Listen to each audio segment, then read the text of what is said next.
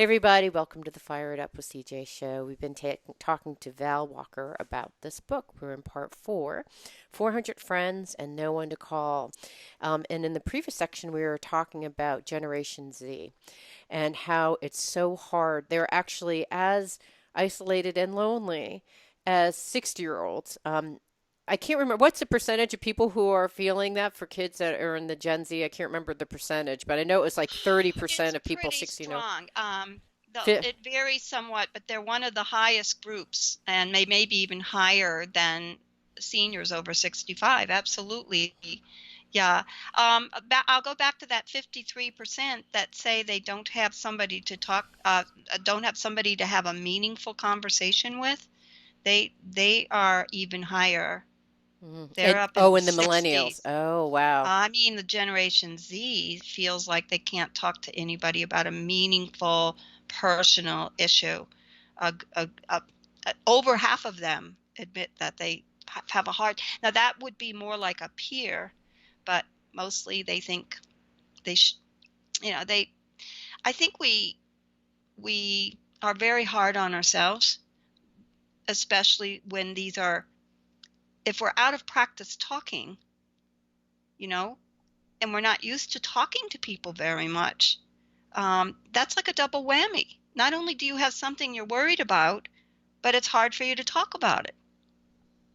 So it's hard. It's like a double whammy. And I would like to suggest that I'm going to tell a quick little story that I, when I was really isolated, particularly for a couple of years, I actually didn't have on a week to week basis anybody I talked to for more than a few minutes.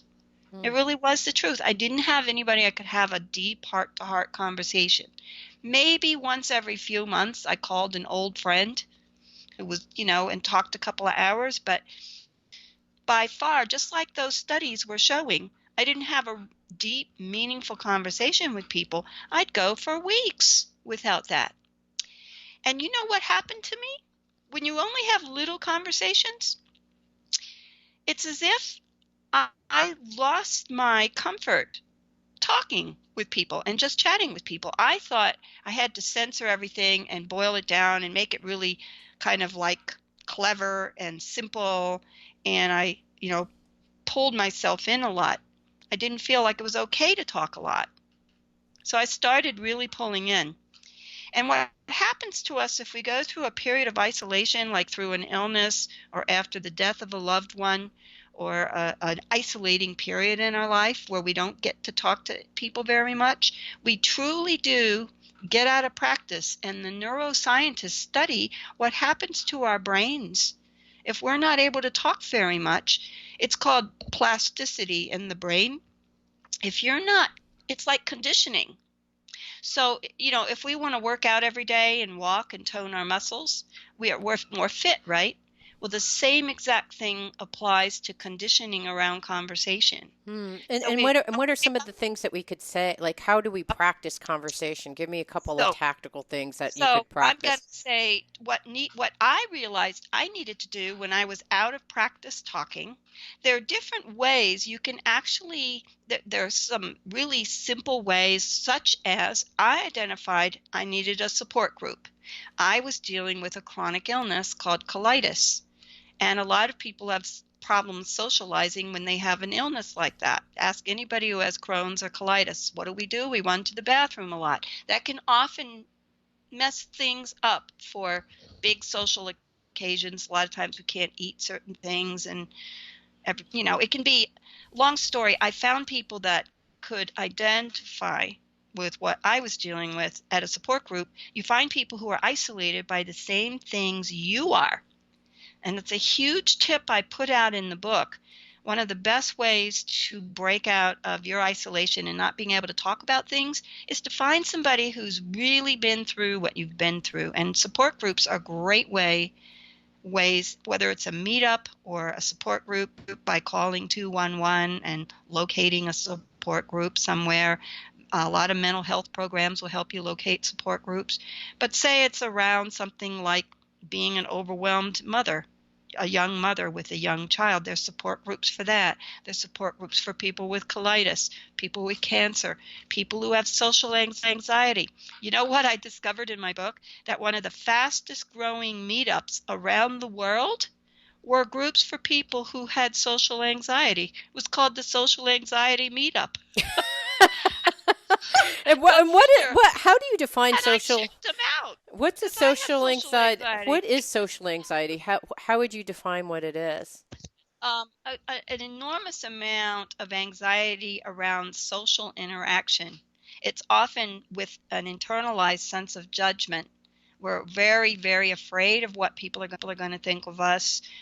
We often have had negative situations and social situations before. We may have stuttered. We may have had some behavioral patterns where basically it's fear. It's fear and avoidance. And then we don't get the practice talking and we don't build the social skills because we hide from them and avoid them. And so the more we hide from those social interactions, the less we learn how to do it.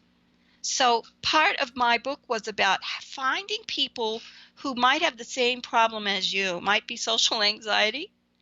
There are groups out there where people identify that they feel like a nervous wreck when they have to hang with a group. So if you get together and look for social anxiety groups through Facebook, there are different organizations out there. So those are just some. What happens is what isolates us can become a force that unites us with other Mm, people.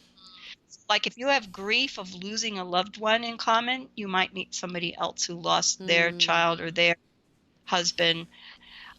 So that's what I'm saying is what'll help break us out of that awkwardness is finding people who are awkward in some of the same ways you are, whether you have social anxiety or not. And how about it? I mean, I would imagine that someone who'd had social anxiety would have fear of joining that group.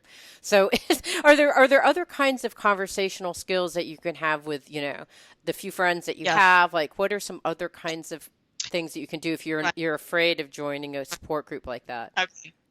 Another great thing to do is to do something just plain like a hobby, as boring as it gets, like a Tuesday trivia night.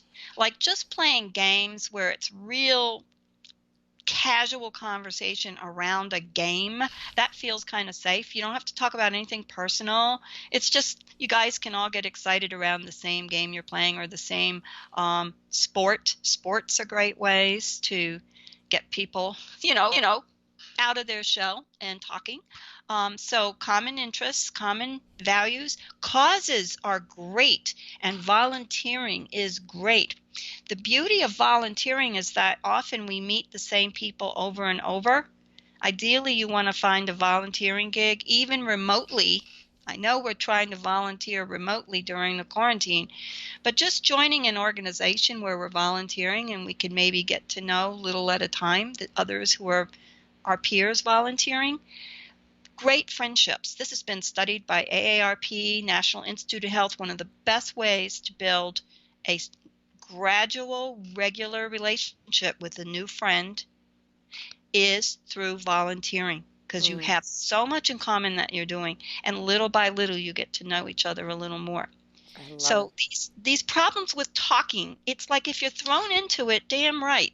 But if you're doing things that pull you out, like volunteering, or you love trivia and you're playing a game with people, or you're going to a support group where people are as freaked out as you are about the same thing, being a parent or having anxiety. It's amazing how even in a social anxiety group, I went to one, there is an enormous amount of acceptance there. It was amazing. And 65-year-olds were sitting with 22-year-olds. You know They what were like, the thing that I wonder though is that if you have social anxiety, so it's almost having the pep talk to show up, right? I mean, yeah, doing all of those yeah, things require you to get over a threshold of not feeling fear and even just participating. So what would you right, say to someone who's like, no, I'm not going to do any of those things. I just don't want to do right. any of those things. What would you It's say to them? very hard just to start from scratch. So Yeah. guess what most of us need when we're really feeling tremendous social anxiety and tremendous avoidance? Most of us, I'm not saying everyone, a little bit of therapy working with someone who specializes in anxiety or social anxiety, might be PTSD, a good therapist will give you somebody to talk to on a regular basis. And now so many therapists and mental health professionals are doing, you know, teleconferencing, telehealth, teletherapy. So having a person on a regular basis who's checking in with you or you're checking in with them to talk to. And having a therapist is not such a bad idea in these times of COVID. In fact, the mental health, you've probably read statistics, the calls for mental health support now has just skyrocketed around the country. People are identifying they need support. And that's for emotions, but it's also because a lot of us are feeling like we don't matter to anybody else. We're feeling afraid that we can't be cool and all together on our Zoom calls. It's like Right, we did not have it together on right. that Zoom call, and they're seeing what a, What loser a I mess am. I am. Oh gosh. Yeah. So, yeah.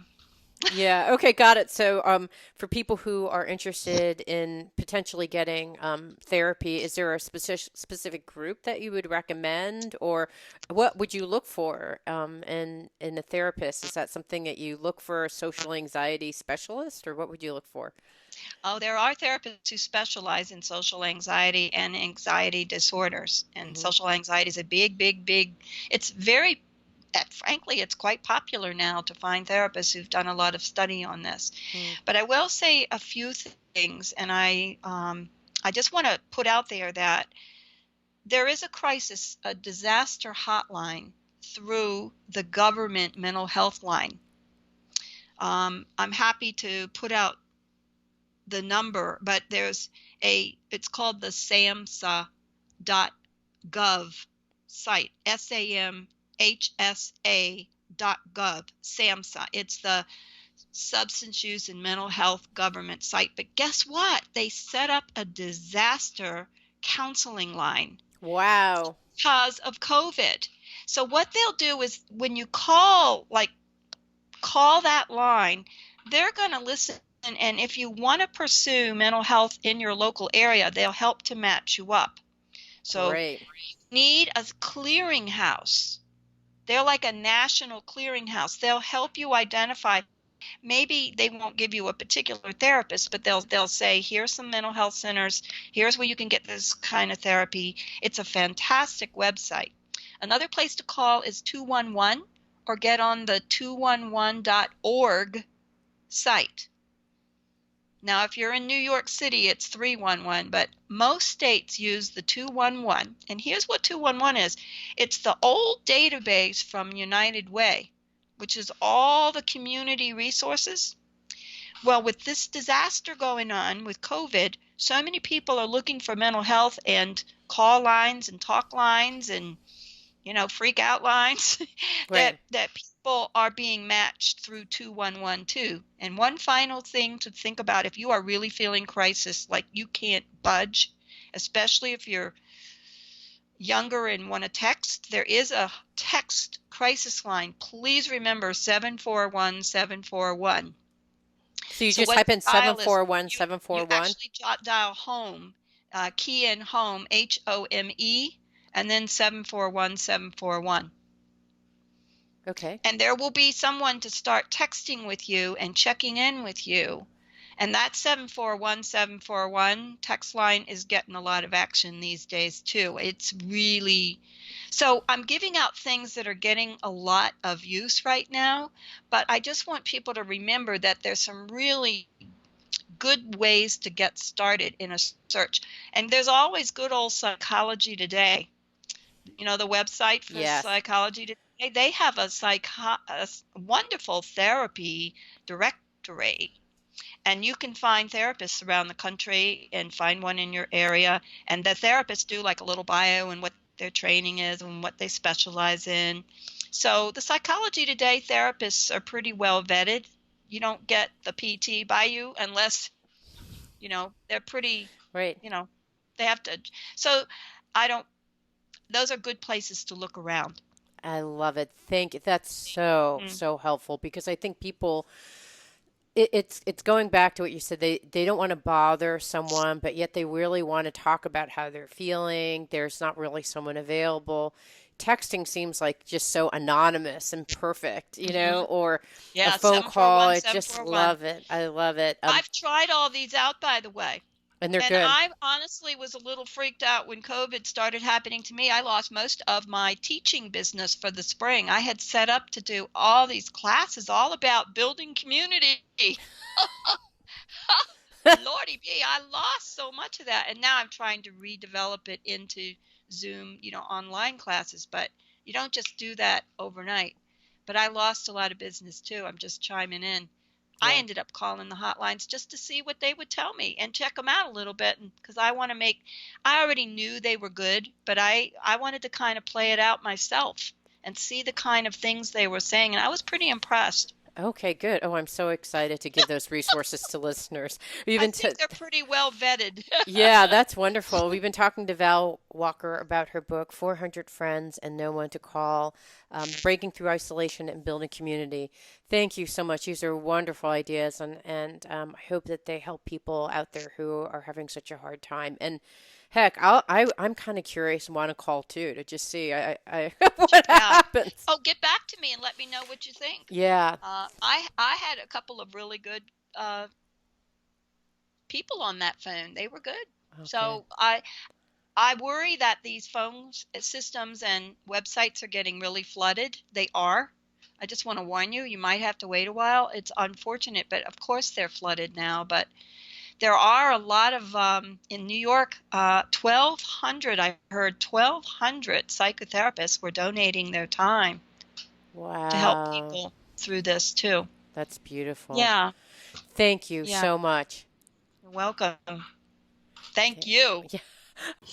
It means so much to me that you're listening to the show and would love your support in any way by giving me comments below or to subscribe to the show or share the show with friends. Thank you again for your support. Love and blessings.